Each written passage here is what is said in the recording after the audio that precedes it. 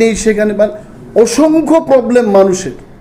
বলছে যে পেট ব্যথা হচ্ছে, কিডনির প্রবলেম হচ্ছে আয়রনের জল খেয়ে, গোল ব্লেডার স্টোন হচ্ছে। আমি জানি না, I am not a doctor.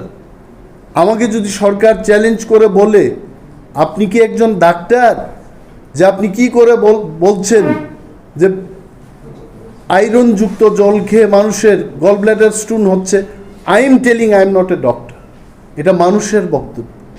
গতকাল 2টা ভিলেজ কমিটিতে গিয়ে যা যা শুনেছি তাদের থেকে, বলছে আমাদের এই গ্রামে অসংখ্য মানুষের কিডনি স্টোন হয়েছে। কারণটা কি?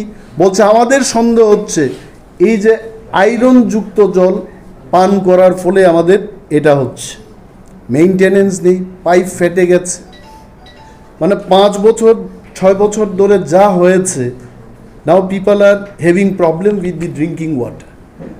রাজ্য সরকারের কাছে ফ্রম অল অপোজিশন আমি এই দাবি জানাবো, লেট DWS ডিপার্টমেন্ট, কালকেও আমি যাব, YSDMকে বলেছি কালকেও যাব, বেরিয়ে দেখব।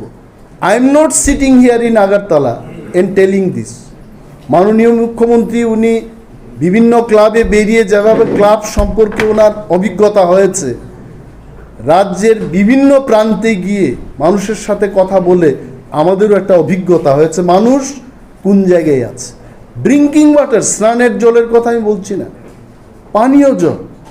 এই পানীয় জলের সংকটে মানুষ প্রত্যন্ত অঞ্চলে ভুগছে এবং সরকার সেখানে কিছু করছে না।